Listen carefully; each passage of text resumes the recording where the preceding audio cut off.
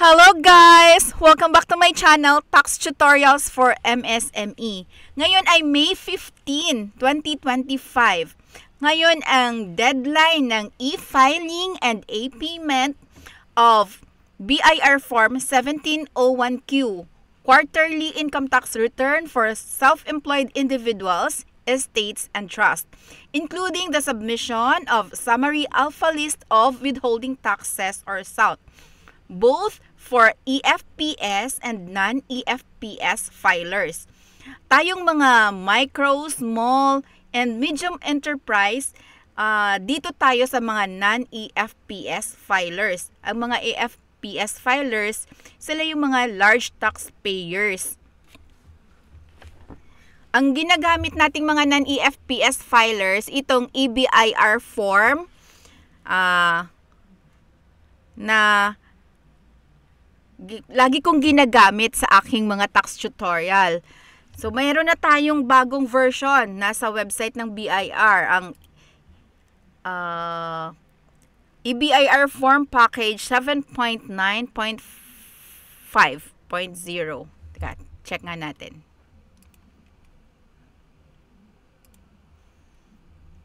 Okay.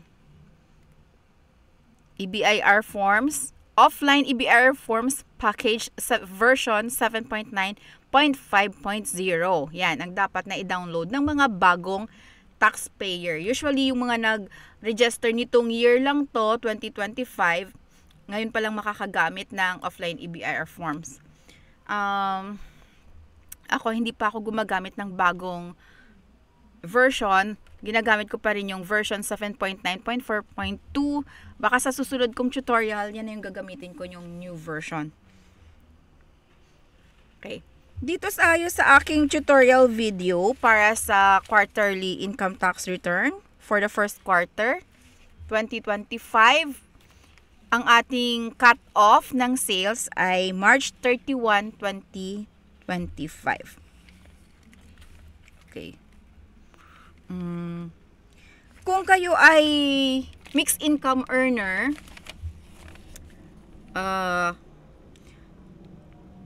pwede kayong mamili ng tax rate, ng graduated rates, or 8% income tax rate.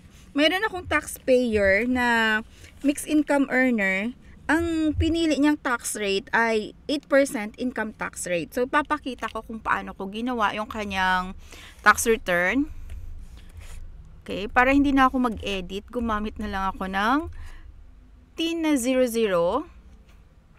Then, last, wala nang taxpayer details. So, kung ikaw magfa-file, i-fill up mo lang yung iyong tax identification number, RDO code, line of business, sa taxpayer's name kapag individual, last name, first name, and middle name. Sa registered address, kung anong naka-register sa COR mo, sa BIR Form 2303. Then, zip code, telephone number, email address. Yung email address, dapat active dahil dun makakatanggap ng tax return receipt confirmation. Para sa filing ng ating quarterly income tax, 1701Q, version 2018. Then, kung bago ka pa lang, pag fill up mo, magva-validate siya ng TIN and email address. Pero kung dati ka ng may record sa EBIR form mo, automatic na siya. Nalalabas yung taxpayer details. Ang aking taxpayer ay single proprietor. Ang tax rate na gagamitin ay income tax, 8% income tax for mixed income. Okay. Birth date, May 15, 2000. Kunyari lang. Citizenship, Filipino. Then, dito sa sa number 15, claiming foreign tax credits, no. Then, sa number 16, automatic na siya dahil nag-choose na tayo dito sa number 8 ng ATC. So, automatic na siya, 8%. Then, proceed to page 2. Dito sa page 2, schedule 2 for 8% IT rate. Ang kailangan lang natin ay ang gross sales. Ang gross sales ng aking taxpayer ay 901,235. Medyo malaki yung kanyang sales. Pero no choice na siya dahil ang kanyang mga suppliers ay hindi nagbibigay ng sales invoice. Ang mga suppliers niya ay galing din sa online, overseas, so walang valid sales invoice. Kaya para mag-avoid ang risk na for audit ng expenses or purchases, nag-opt na lang siya ng 8% income tax rate.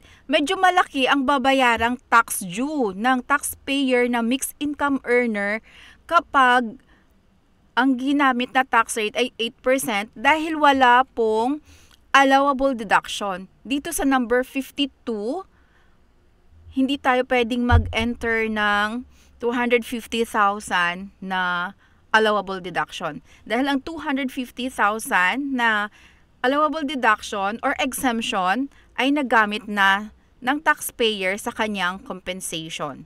So itong taxpayer ko ay nagbayad ng 72,099 pesos sa kanyang quarterly income tax. Pagkatapos ng mag-encode, click validate, click save,